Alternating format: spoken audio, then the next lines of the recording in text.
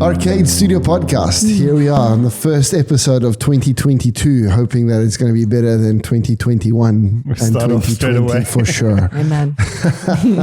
We're here with Alessa Fisher, who is a fantastic creative who does all sorts of work with from visual arts to, I'd say, performance arts. Absolutely. Everything. Yeah. Fantastic. Yeah. So happy to have you here. Thank you. It's a pleasure. Oh, great.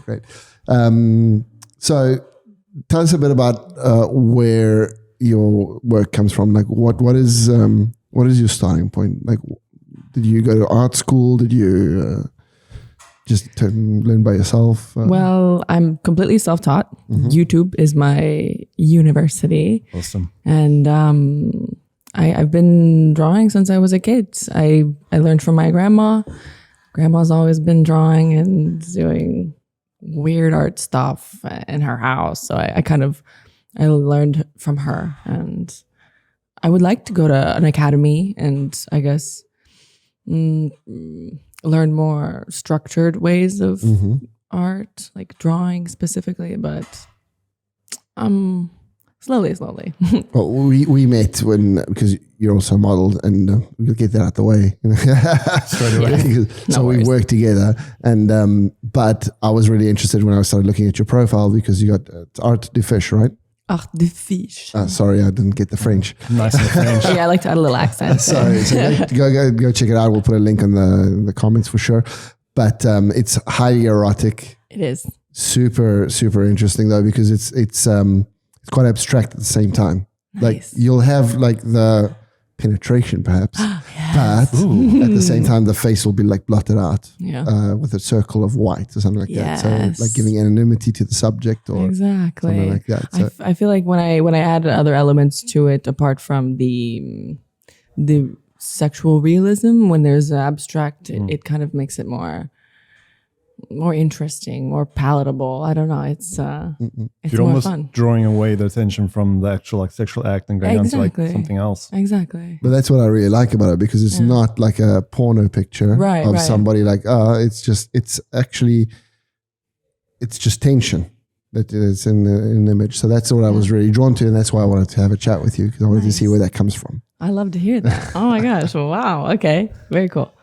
So like how did you bring that out? Like how do you decide like what to show, what not to show? Well, I always draw from a reference photo, and from this photo, I guess I alter it a little bit, and I kind of make it my own, and I kind of feel it out depending on each piece. I'm trying to steer clear from super explicit, but only because people are telling me that maybe it's a little bit too much. But then this is why I've not been expressing myself 100%, because people are always in my ear telling me maybe it's too much, but like, why? Like, especially if I add my own elements to it that are not so explit. No, I don't think you should listen to those people, because they don't know anything. Because it might be too much for those people, right? But there will be somebody that will be interested in it. Absolutely, and you need one.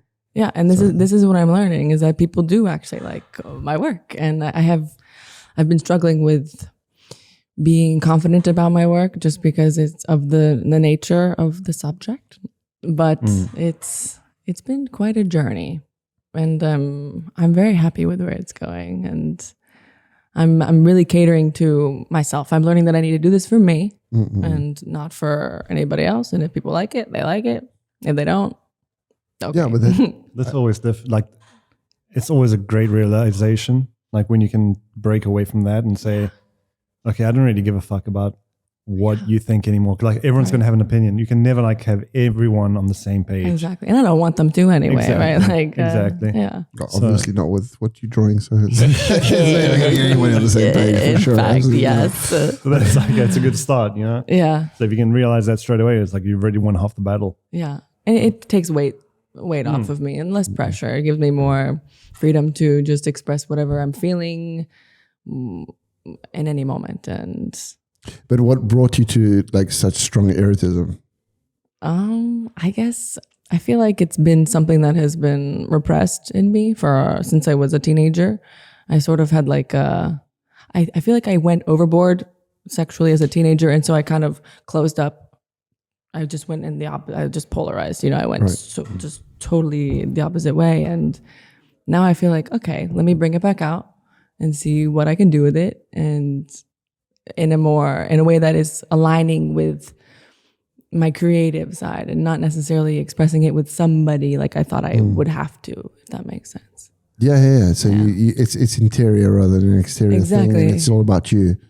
Yeah. Yep. So that makes complete sense, because it's a little bit how I got into photography at the same time, because I got into photography when I was a small kid. Like my dad had like dirty magazines around the house, right? And so I discovered photography through that. Yeah. And you can see that in my work, I'm sure. The big reveal. So it's there, definitely. And it's it was a way of directing all that sexual tension that you have as a kid into something that's positive. Right. And then it comes out into photography. And like I find that I can divide it very well between the sexual act and the wanting to create something sexy. Yeah. But so it's like, for me, it'll never be about like, take pictures because you're trying to like shag someone. There we go. The lights. You said shag. It went away. Boom. It became more intimate all of a sudden. It's like the fine nose. Guys, just never use, I have to figure out the name of these guys again. They did these signs. They were neon lux, the worst fuckers. It's always like this. Anyway, it doesn't matter. Yeah, we don't do sponsors. We just like shit on. We just shit on the people that do the shitty jobs. So it was all about like just recreating those images that in some way made me feel good as a kid, and then it's like, oh my god, and then trying to transform that into a career in the time, and that's how it was. And then also understanding, like you said, people will say it's like it's too much, too little, blah blah blah. And then you're just like, but this is what I like, and as long as I can do it, it's okay. And then I can do other stuff as well. If you want me to draw a cat, I can draw a cat. There you go, exactly. Yeah. But I just want to because we jumped into it kind of like a Tarantino movie, like straight away into like the big scene. And like you obviously know her work a little bit more, like maybe I'm a little bit more aligned with who's because you didn't do your research. I didn't do my research. Yeah. So, but like what kind of art are we talking about? Like what medium do you prefer? Prefer now. I'm all about oil. I've kind of transitioned into oil, which makes me feel like really prestigious in my artistic, venture. I guess I feel all the old masters were oil painters, and I was always working with graphite, like pencil or charcoal or acrylic, which I absolutely detest now. I will never go back to acrylic. It's very plastic-y, right? It dries in like a second, and there's no opportunity for me to really work with it like I would like to. And so, I mean, I generally go for a more realistic approach, again, including these like abstract elements, but generally I love the look of something that looks like almost real. And so I feel like with oil, I can really... Yeah, because you get all the texture coming out as well. You got more depth to oil. The blendability is like, it's so beautiful, and it's something different about it. So because I think you came out a lot with this artwork in the last couple of years, no? It started last Christmas when I was back home. Yeah, okay. So it seemed like quite a recent thing considering. Yeah, so it is. So you've come like... the work looks like it hasn't. It looks like you've been doing it for a long time. Well, I guess I've always had like a knack for drawing, and then I guess the subject matter transitioned into something a bit more you just know X-rated, and I've always enjoyed drawing faces and portraits. I mean, I did do an art class in university, right? The 1 year that I did of university, and I really enjoyed it. I loved it, and so I guess I tried to take that into what I'm doing now. There's the portrait of Amber, which is really super strong. Yeah, exactly. Portrait. Something about the face is just like there's so much in somebody's face that I think I like to try to capture that. Yeah. it's all there. It's like that's the spirit of the person, knows, and the face and the eyes and the wrinkles and all that. Yeah. So if you actually, that's why I don't, because I know her. I've seen her like in real life. So when you see the person, and you see a painting of the person, and you sort of like you understand that you managed to capture the essence of it. Yeah. And it's like, oh shit, okay, it's working. You know, you've got it right. And that's when I feel that an artist has like found the right way, because they are able to transmit it. But you also know her really well. I do, yeah. Yeah, but I totally agree. I think that when an artist is able to really convey the essence of a person into their work, whether it's portraiture or if it's something a bit more erotic, I think it's stellar. I love it. So cool. Do you like realize that moment like while you're doing it, that you arrived at a certain, like you've captured the essence of someone or something? Honestly, it's not until I finish, I take a couple of days away from it, and then I look at it again, because usually as I'm working, I have to like the quote of trust the process is like my motto right now in my artistic journey. It's like I'm doing something and it looks like absolute garbage, and I just have to really just push through and realize that what I'm striving to achieve is coming through eventually. And I have to be patient. So you have an idea like before you. It's not like freestyle. Let's say like you have a clear image of what you want to convey, or is sometimes. It kind of like sometimes? Honestly, I don't know. I guess it kind of comes to me as I'm creating. That's really cool. Yeah, it's also kind of confusing. Yeah, but it gives me opportunity to explore within and to express things that maybe I didn't know I wanted to express, or just everything comes out at some point in my process. Maybe something that we should have mentioned either in the messages before or at the dinner before, is that the whole thing of this podcast is about creativity. Like our fil rouge is all about like the creative process and trying to figure French out. again. Yeah, exactly. When you talk about art, you have to throw it in. Is trying to figure out like, what it is me trying to be a vampire and figure out how to steal like other people's creative process more than anything else. Because for me, it's always a bit like, it's there, it's very instinctive. I get into the set and it's like, it's done. You know, for me, it's very rarely do I think things through too much. Okay. So it's always nice to see like how other people work it out and like the process through it. And for me, it's like no brain. Like it's like zero. I don't really think it's about the heart, right? Yeah. Something I don't know. Mine is maybe I fucked up. Maybe there is more brain than heart, because I pull in all the references from all the shit that I've looked at in my whole life, and it's like, and I make myself laugh. And if I make myself laugh at something, and nobody else gets it on, so like for me, I just give it to myself and I take the picture. I'm like, ha ha ha. That means I've done something happy for me. Yeah. But then, and so there'll definitely be some heart in there and whatever, but it's all references from, you know, it's very Tarantino or, you know, like Anderson, because he just falls in the stuff. So it's nice to see also like the thing that comes from the heart, and it's just like you build it up from something that you feel deep inside. Yeah. Yeah. This is what I'm trying to paint and create more from the heart and less from the brain, because my brain is full of fear.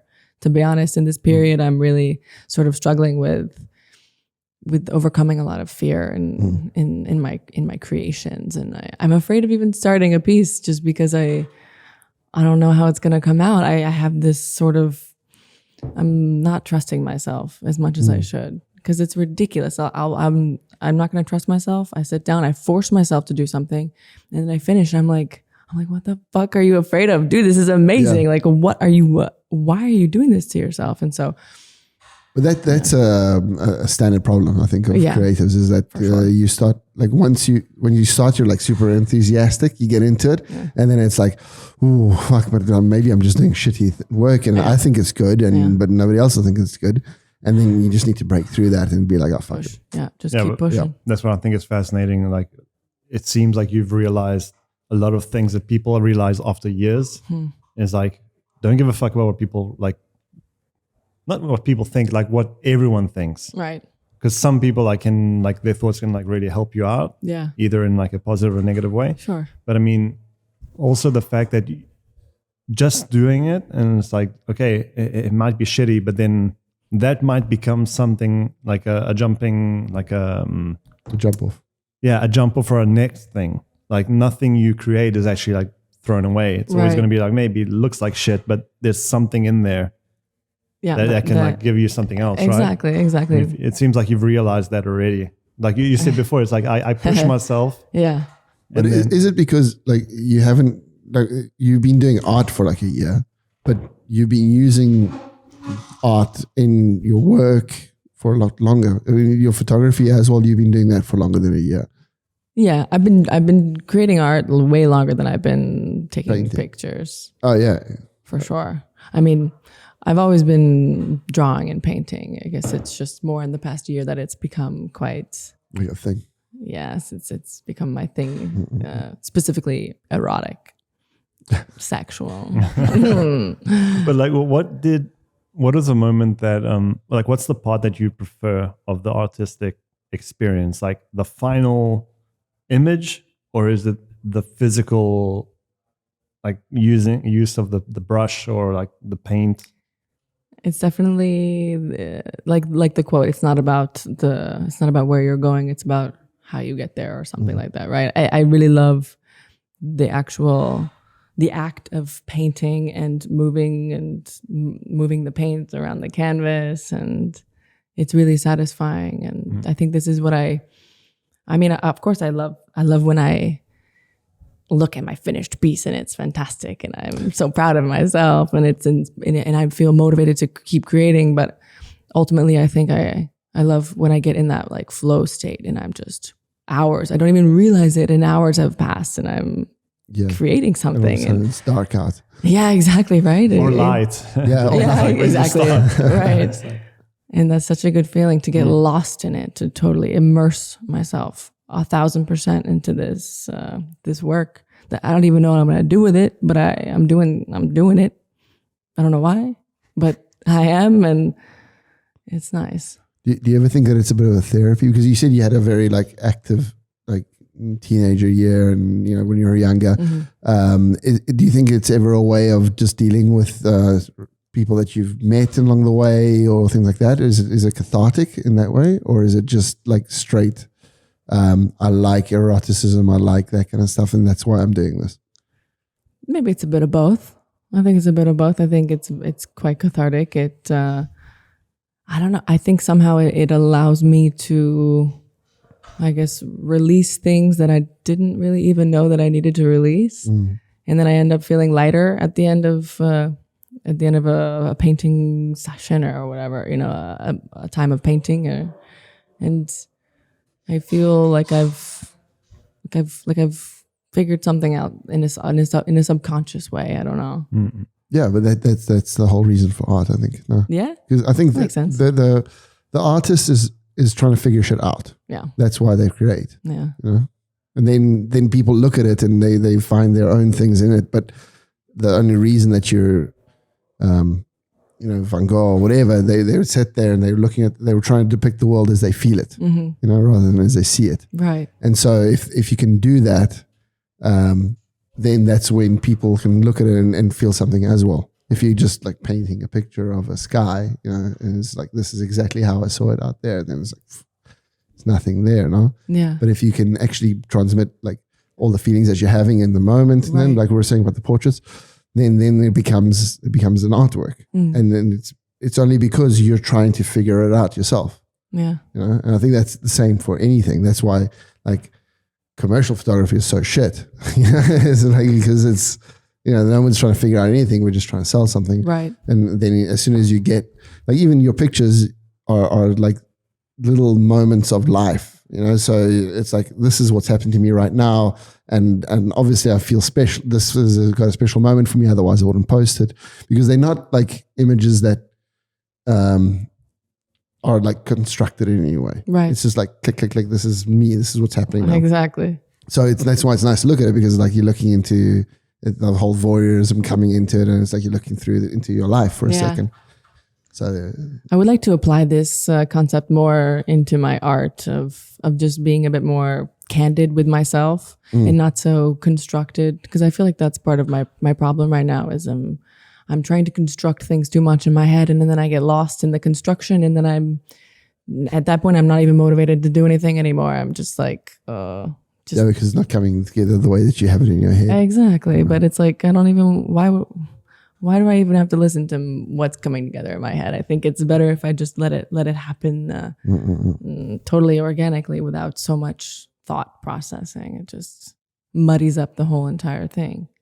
Yeah, it does. That's probably something that comes along from just doing it, being able to become instinctive with, because now you're probably still thinking about, the technical side of it a little bit as well. It's like if this dries too much and it doesn't dry enough, and if I can't put this color on now, because when that becomes instinctive, then the art will become more instinctive. For sure. That's why I use 4 assistants, because then I don't have to think about the technical side. I can just use. Yeah. You can just go for it. An assistant for the art.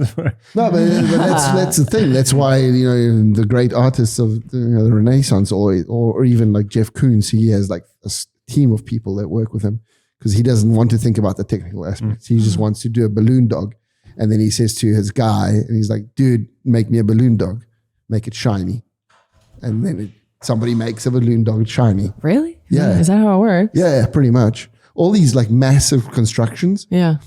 Are usually, there's an engineer in there, there's a structural guy in there, there's a team around them. Okay. Like when Christo does his wrappings, like he has a team of people that know how to wrap a building, or he had. So it's, you need a team around you that knows how to do shit, because you don't know how to do everything. Yeah. And often, how are you going to get a lifter or a crane. Crane. I need a crane. So you need a production company to get a crane in there and get the people doing it and building and all that kind of shit. It's a lot of work. And you don't want to do that because you want to think about the art. So you're going to get, usually it's a wife or a husband or somebody close to the artist that's like running all that bullshit stuff that has to get done. Yeah. Like Valentino also, he had his business partner his partner was his business partner, and he would take care of all the, paying people, so he could think about his collection. I totally get that. I mean, when you have too much going on, then you distract yourself from what really matters to you, which is just creating something magical. Yeah. You can't do that if you're technically obsessed with everything else. Yeah, and if you got bullshit, you got to have emails to the guy that needs how many meters of fabric do you need? Right. Like, no, I don't need to answer that. I don't know. I need to wrap the fucking Tour Eiffel. Yeah. Just work it out. Do the maths. Is that what he did? Did he wrap the Eiffel Tower? I don't know if he did. He definitely wrapped the Jesus. He wrapped Jesus? He wrapped the Arc de Triomphe for sure. Oh, I think I saw that. Yeah, and they just rewrapped it now because he died like a couple of years ago during lockdown. I think he died. Mm-hmm. Yeah. And so they did like a commemorative thing, and they wrapped it again. Jeez. This summer, I think it was done. Beautiful. No, it was awesome. He just wrapped everything. He just wrapped shit. And then he came to Italy and he didn't wrap anything. He just made like a floating thing. He wrapped stuff here as well. I can't remember what. Maybe the Tower of Pisa or something. I don't know. He did some big wrappings here. Yeah. Someone would like a lot of money from that. Like just someone selling wrapping. Just like fucking... Yeah. Made a shitload of money. And that's super physical. But then we can go into the world of NFTs, which is a different thing. I don't get it. Exactly. I don't get it. You don't need to get it. You would just need a nerd that does get it. There you go. And then you just like, okay, dude, work out how to get the stuff online and work it out for me. Because that would be it's an awesome way to get out there at the moment. It's really tough, but it's there. Is it? I know nothing about it. I still don't get it. I've done a lot of research on it. Yeah. I still don't get it. It just doesn't make sense to me. It just seems like you buy something, okay. I'll just run through it. Because we're like broke on camera. To have a Dot Pigeon on, he's the premier Italian NFT artist, and he's running crypto artist.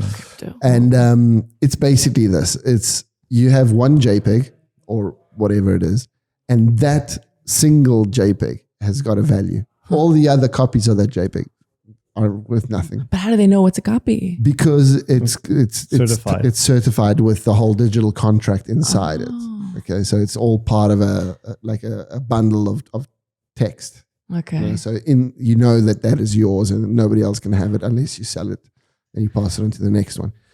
And it doesn't even have to be that single JPEG. You just have the contract in your hand, and if you have a JPEG of that image, any one of those can be that image, but you only have one. Okay. And then you sell it to the next guy, and all the ones that you have are worthless, and the one that he has now is worth something.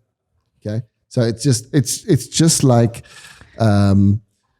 selling a work of art and selling prints of the work of art. Okay. Or like a book full of works of art. So the book is like, okay, there's lots of works of art, and there's the David of Michelangelo. Yeah. Then you can buy the poster, which costs more than the book, considering the page, right? So you get the poster, and that's like, okay, but there's lots of posters like that. Yeah. And then you get the poster that's numbered, and that poster that's numbered is worth a lot because it's one poster of 20. Mm-hmm. And then you can buy the actual statue, and that's like priceless. Priceless because that's it. But that makes sense though. I mean, to translate the idea of the physical art into this whole NFT digital art, just I don't know.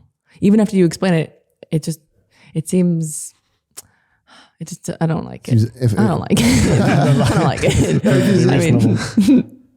But it's like it's weird to explain because it has so many uses. Okay. Because like it's not just connected to like a physical image. It can be like music. Like Drake can drop an album and say, okay, there's only one original. It's like instead of printing 100 CDs, it's like I have one link. This link is original.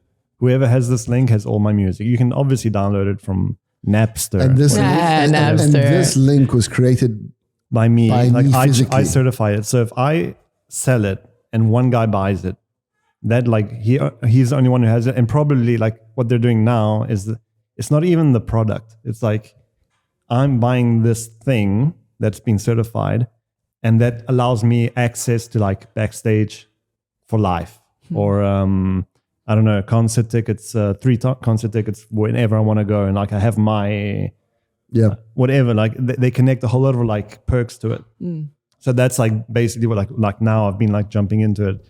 And it's like, that's pretty much the basis of everything, like the Bored Ape, all that stuff. Yeah. It's like, okay, I buy this NFT but I'm getting access to like parties and clubs, but you have to come in with the official, like the certificate. If you don't have that, you get like locked. You get nothing. Can you forge that? Can't you forge? No.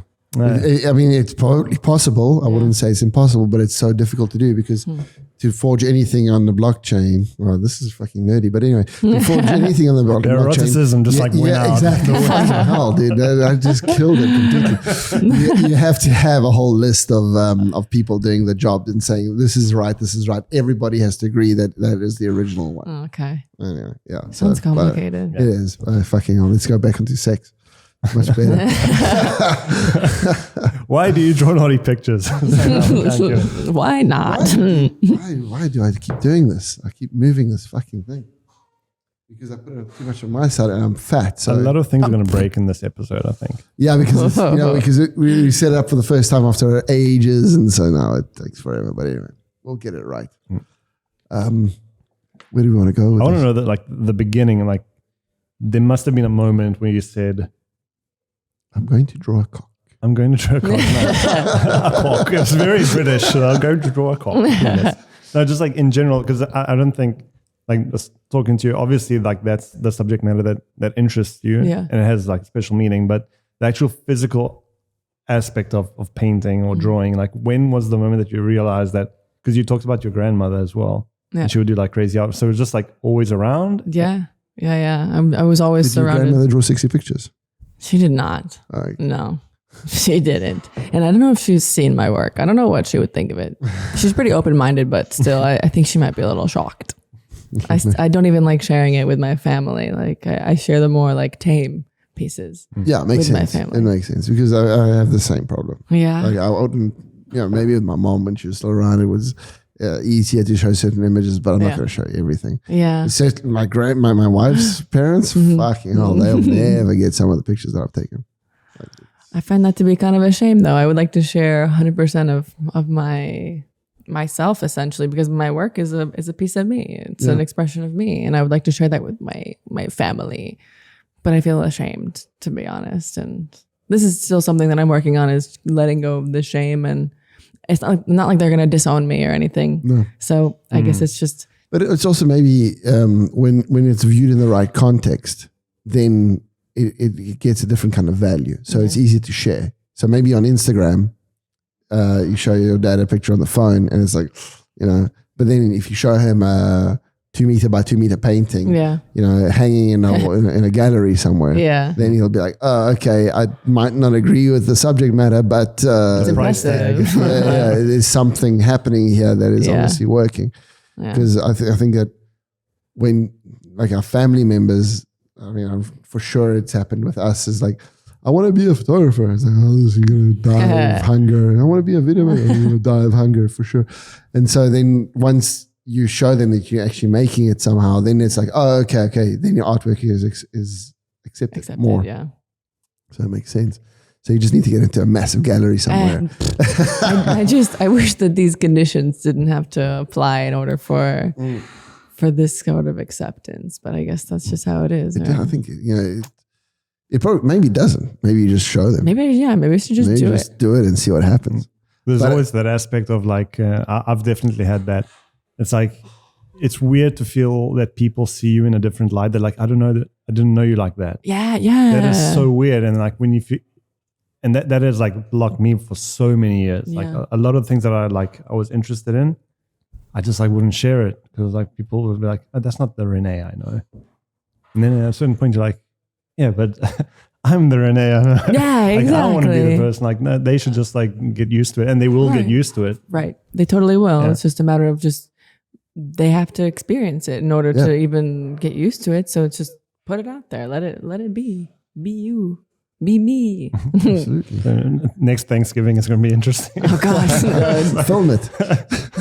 That can be like actually, maybe after this podcast, I'll feel inspired enough to shoot some messages to my group chat of my family and see how they respond. Dad, check this out. Dad, grandma, grandpa, aunt, uncle, everybody's in the group chat. Just tag everyone. Oh my gosh. Oh, that would be amazing. Especially like the really explicit ones.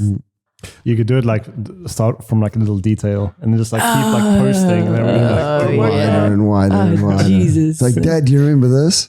Mom. Oh my God. Did you guys ever try this? That'd be so funny, gosh. Like to see like their reactions. Yeah, it'd be amazing. Yeah, I would like to show them in person actually, if that's the case. I do want to see their faces. Yeah, for sure.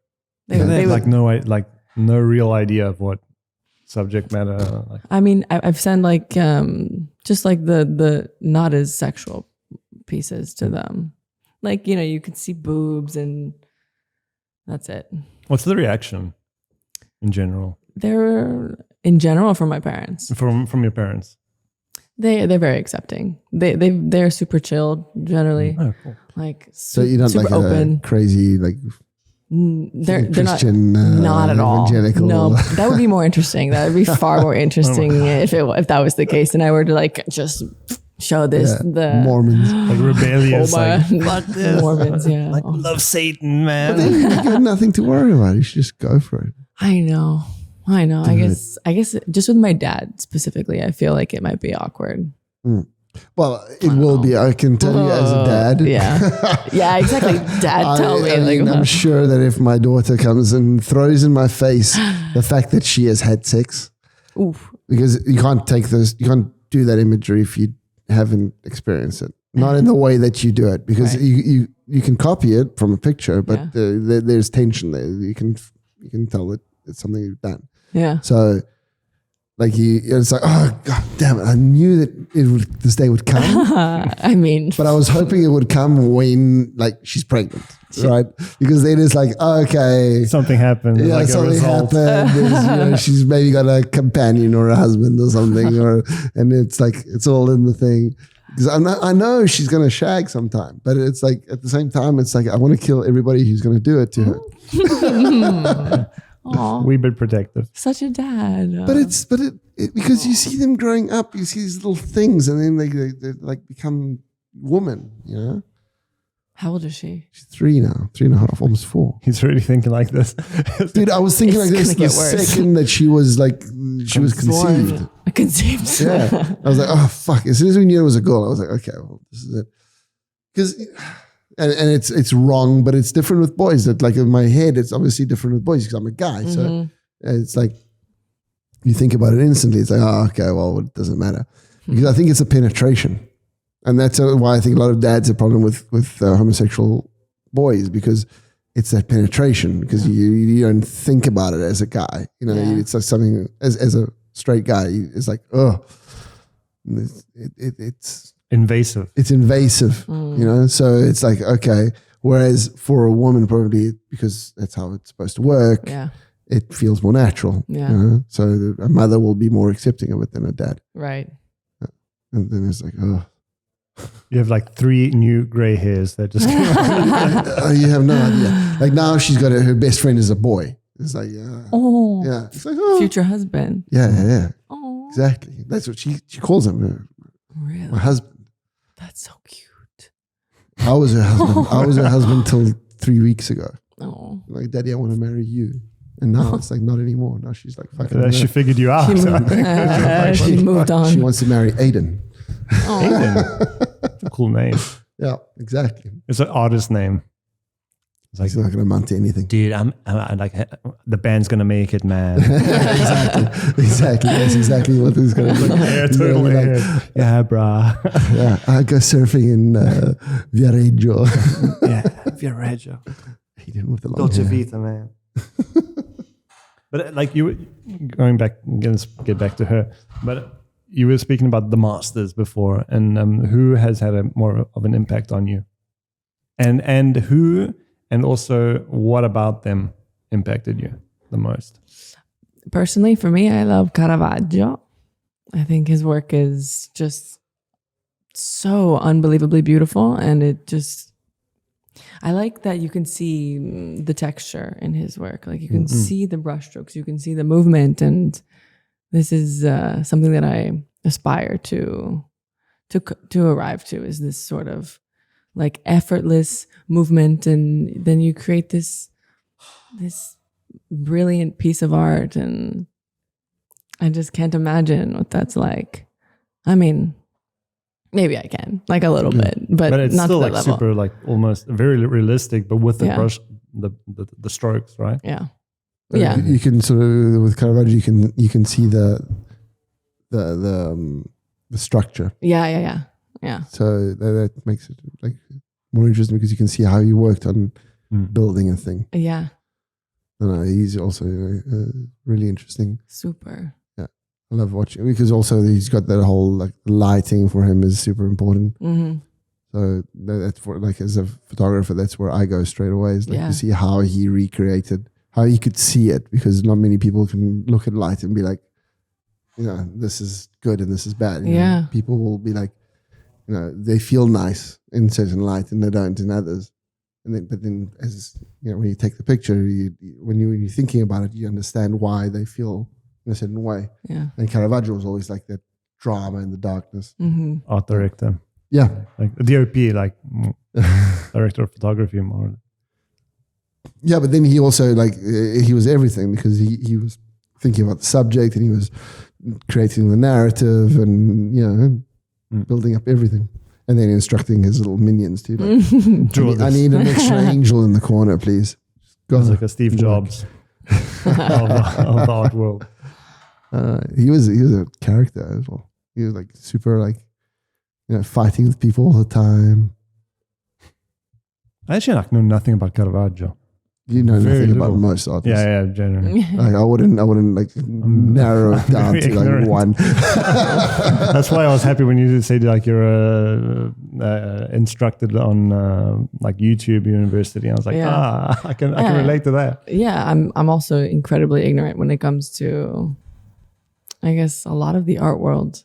I sort of shelter myself, and I guess I do that to protect myself from comparing what I do. But I think I should probably do that more, just to kind of push me in a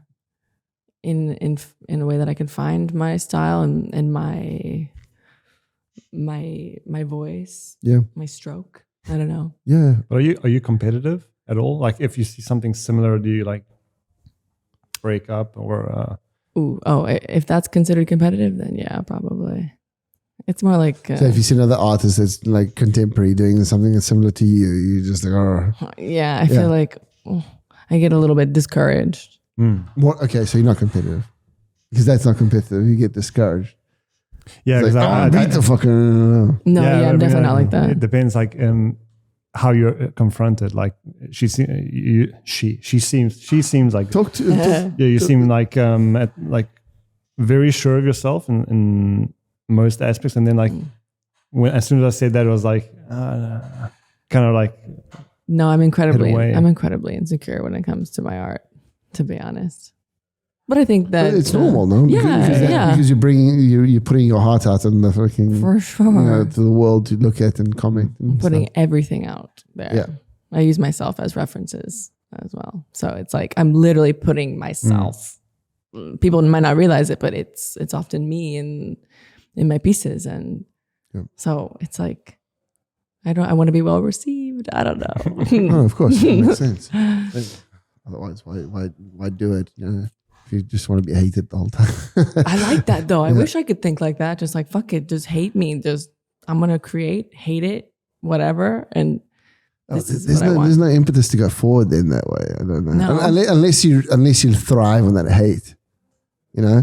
Because if it's about that, then it's like, it's so easy to get people to hate you. You really, like, honestly, I know I can get people to hate me very quickly. So it's just like, but getting people to admire you, to love you, to understand you, to like build a relationship with your work. Yeah. That takes so much work, and that makes it more, that's why it hurts so much when people are like, fuck. Yeah. What are you doing this again? Another pubic hair. Oh, God. Because it's tedious. It's like also explaining what you do. I think that comes back to like the whole family reveal thing. It's like also, it's very tiring trying to explain. Like we have to do it every year pretty much. When we have like Christmas, like, what do you do? I'm an art director. I work in this, whatever. I'm a photographer. And it's like, so even for like a artistically commercial job, it's like difficult to explain. And it's always like the same thing. You say the same thing, and it kind of gets like boring to you as well. Yeah, yeah. So imagine like doing that for every time you have a painting of something super personal and of yourself as well. It's like, geez, I'd rather just like keep it in my room. Yeah, yeah, exactly. Just keep it away with all my other hidden away pieces. And you working on anything at the moment? Something that's like there? 20 things that I'm working on right now. That's also maybe the problem, is it's hard for me to finish something. I have so many really cool beginnings that I would like to eventually have the balls to finish, but I don't know. Eventually I'll get there. I guess I have to be patient with myself. Lockdown. You need someone to just... I did paint a lot during the lockdown. I can imagine. This is true. What else are you going to do? I walked a lot. You walked in the apartment? In the house, yeah. No, I walked outside. You're right. I never walked so much in my life, actually, during the lockdown. I was always going to the grocery store. Yeah, of course. I got to get eggs. I get one egg at a time. Exactly. Literally. But I mean, I never had any problems. So. Yeah, I know, but it makes sense. Yeah. It was like you and all the 70-year-olds in Milan were walking around the place. Everybody else was locked inside. Yeah. But that for me, it was a super creative period. Yeah. Like because I had nothing to do. Right. And I think I've said this before on the podcast, but it took out all the competition. So there was nobody else was working. So I could relax because I wasn't losing clients to somebody else. Oh, nice, yeah. I wasn't trying to get the quote out there that's cheaper than somebody else. Yeah. So all I did was just look at my pictures and figure out like who I am after like 10 years of work. Yeah. And I put a book together. So that was the thing, which is going to be on sale soon, very soon. Link everywhere. And so that was my thing. That's what I did during lockdown. I was like, I had like 3 hours while the baby slept, and I sat in front of the computer and I just looked at pictures the whole time and figured out who I am. Because until that point, I didn't know. I was just working and trying to figure out shit. Get the bank balance working right. And then all of a sudden, I had space, and luckily we own our place, and we didn't have too much financial pressure on us, and I could just think about other shit. So I could deal with a lockdown every 3 years, like a 2-month lockdown would be amazing for me. Yeah, I think it is helpful for the creatives to slow down. Yeah. And what you said about not having to price or make a lower quote than another. I struggle with this as well. Like when in the backside. I mean, fuck. Because your day job also requires a lot of that kind of stuff. It's like always everyone's trying to do things for less and trying to get it through as little as possible. Yeah. So, and part of the thing is also because I also do production, so it's always you got the thing and you got to ask everybody all the time. Can you do it a little bit less because otherwise I don't get into it. Yeah. And it's shitty. It doesn't feel nice at all because it would be so much better just to ask everybody how much do you want, and everybody says how much they want, and it's if it's too much, it's too much. If it's too little, it's too little. Go on to the next person. Yeah. But unfortunately, all the time is just about trying to break it down. So as soon as you get that out the way, and you can just do what you want to do, then it's easy. I feel like I'm a little bit too focused on the financial aspect now. No, that's good. Is it? I feel like I'm so far from a businesswoman. I don't know how to sell myself for shit. And so people ask me for commission pieces, and I have no clue even where to begin in terms of pricing. I ask a lot and then go down. I feel like that just scares them away. I feel like I've done that, and I give them a price, but then I feel like if I say, oh, but I'm flexible, then I feel like I'm weak or something. I feel like I'm, I don't know. You know what? At the end of the day, it's the only way you can price yourself is, especially at the beginning, is sort of figure out how much do you need. You break up, you take how many hours you worked on your paintings, in a month. And then how much you needed to earn in a month, and you say you divide that by how many hours, and then it's okay, this is how much this painting is worth. Oh, that's a good formula. It's how much do I need to make in a month? How much do I work on this? Yeah, this is how much I worked on it. This is how much it's worth. Interesting. I think I prefer that method than others that I've heard, price it per square inch, or how many hours divided by this times this, and then you get this. And it's a starting point. You can't start per inch. What there's still no reference there because it's exactly. You don't know how much. So it's if you say, okay, I work 8 hours a day for 20 days a month.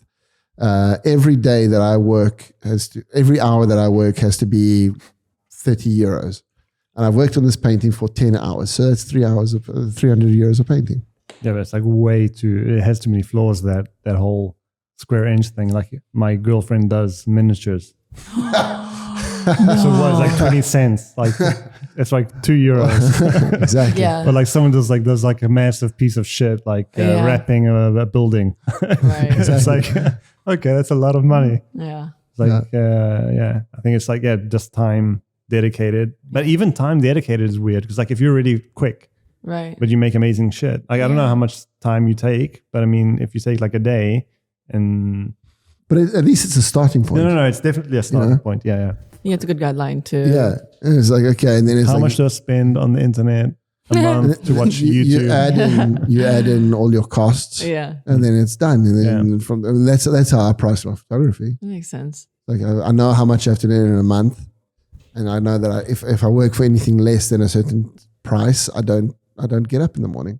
Makes no sense. All right, Naomi. Okay. No, it's not a lot of money. It's $500 or something like that. Yeah. It's anything less.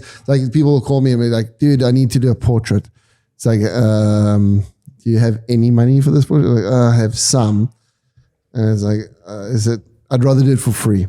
I'd rather be like, you know what? Yeah. Come in. We'll, just pop in for a second. Yeah. As long as you don't bust my balls, right. I'll take the picture and you go and do the thing. I totally agree. But if you need it for something because you're selling something, then you need to make it worth my while. True. True. So I mean, I like a bunch of my friends ask for commissions, and I do it for a much different price than I would for somebody that I don't know, for example. Yeah, of course. If not for free, like you said, I mean, I think this is what I struggle with. I feel like I don't even want to sell my art. I want to give it away. But then I feel like I need to pay rent because I'm not working because I don't have the right requirements for working, if you know what I'm talking about. You've lost a leg. I lost both of my legs. Actually. It was a terrible war. So I'm torn between this idea that art should be something that everybody should have. And I should create for everybody. I do this for the collective, for the greater good of everybody. And I want everybody to have a piece of it.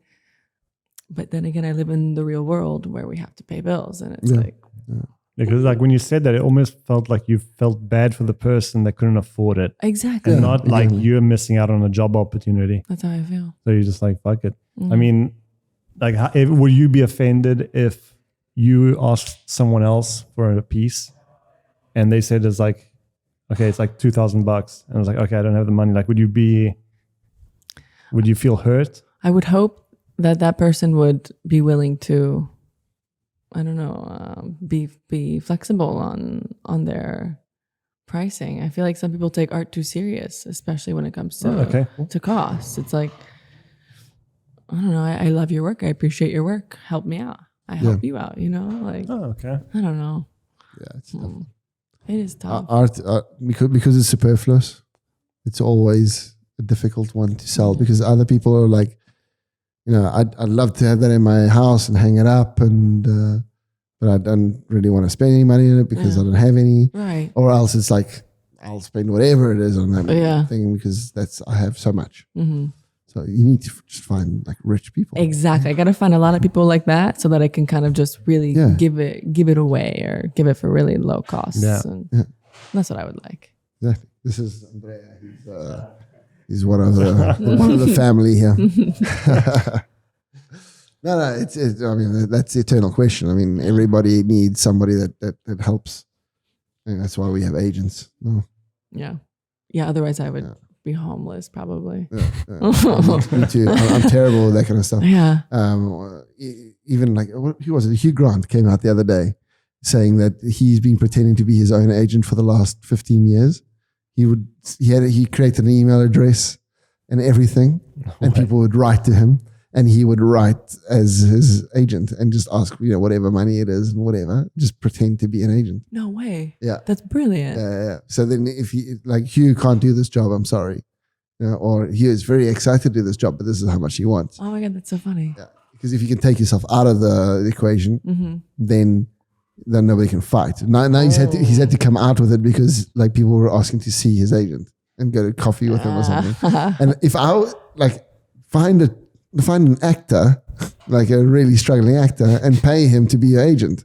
Right. That's going to come back and bite you on the ass. Just do it. I mean, I was Hugh Grant's actor. Agent. Drag it out in a couple of years more though, Like, I'm sure he's got enough cash to do it. You give him like $1,000. Dude, Notting Hill was quite a while ago. Have you seen him in The Gentleman? That was good. He was good, but it's like not like.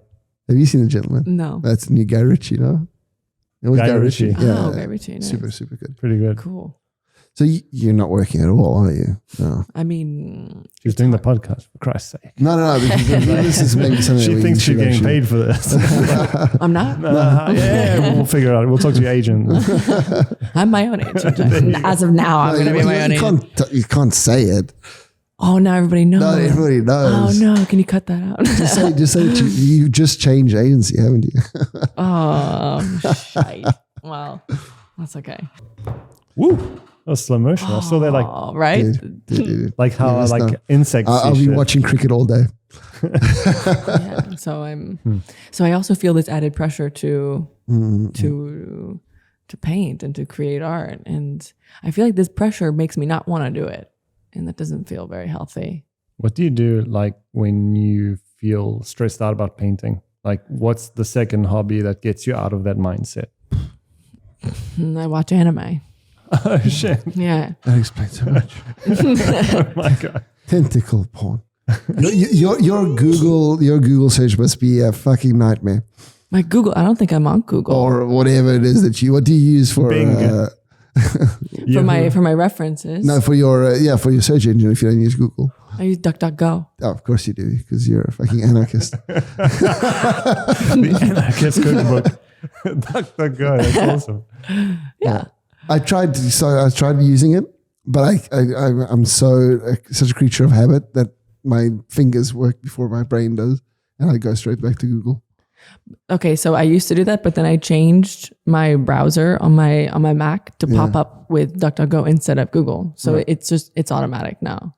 So I must. Why do you? And Why? that's nice. What's the difference? It doesn't track you. It doesn't do. All the. It doesn't sell your information to everybody. Yeah. China isn't involved in theory. In theory. Yeah. Theory. Because then there's also Minds. Mine. Minds is like a Facebook with the same sort of thing. Really? Yeah. Oh, that's cool. But nobody's on it, unfortunately. It's really cool. I mean, but all the people that you would think are on it, like Alex Jones is on it, and a couple of other characters. Conspiracy theorists. Yeah, exactly. Pretty much it. And so, like, either you're looking exactly for that stuff, or there's not much else on there. Yeah, I didn't know about that. And it's quite good. I mean, it's done well. It's the same philosophy of like not tracking anything and just letting people just do their shit. I like that. And also like zero censorship. Amazing.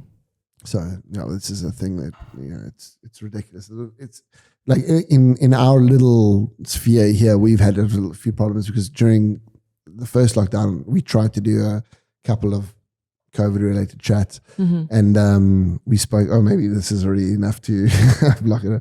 But anyway, so we checked. I think that like if our normal like reach is 10 minutes, yeah, exactly. We like even the algorithm is fine. like after 15, it's like So basically, I chatted to a guy that works in the virology department. Well, no, he works with information, but he works in the virology department in Florida, and he had some interesting takes.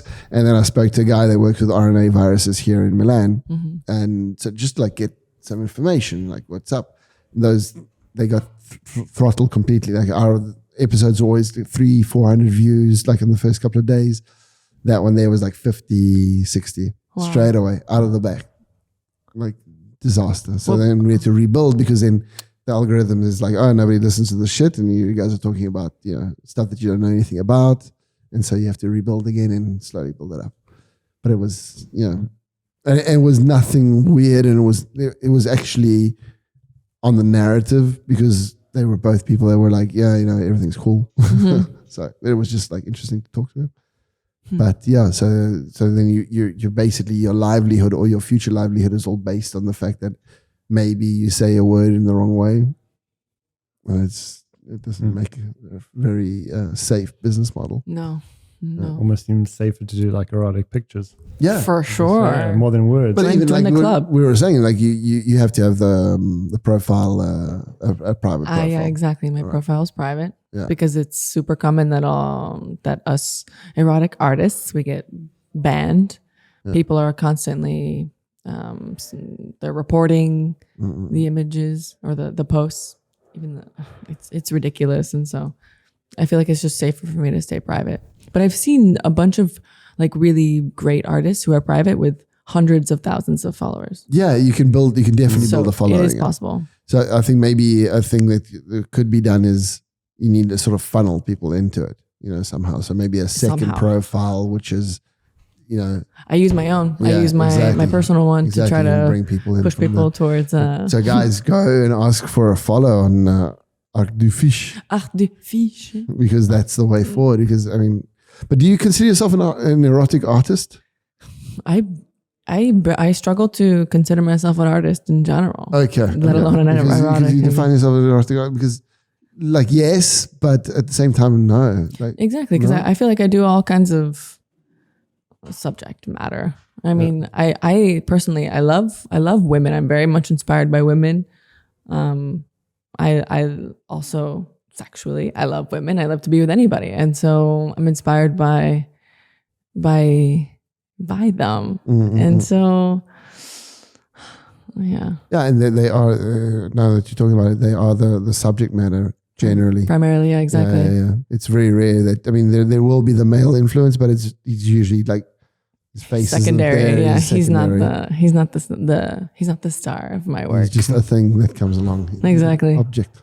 That's kind of what they are anyway, right? Yeah, of course. But I think I'll speak for all men. I'm kidding. I am very happy to be objectified. Yeah? Yeah, it doesn't matter. All right, good to know. But that's privilege talking. We can choose to be objectified. So, but that's I had a fucking good point, and I made this stupid fucking joke that doesn't really make sense, and now it's gone. Yeah, and I just like fucked all men all around the world. Fine. Tell me one man that is gonna be like complain about that. No, man. Like none. There's so many men that are bitches right now. Yeah, but they're bitches, so it's fine. It doesn't matter. It's like, come on, they don't follow us. No, we're fine. No, anyway, it was a good point. Just pretend that I made a good point. We can all laugh a bit. Great point. Good very point. insightful and very, wow. very funny. I'm enlightened. Damn it, I hate it when I do that. That's a very good tactic. What? It's like I had a really good point, and just like make eye contact. I had a really good point, and it's like it was so funny. And then you think that I had a really good point, Yeah. but I didn't actually make a really good point, and I didn't even have it. I was just pretending. It's amazing. That's good. We should write that down. Very well done.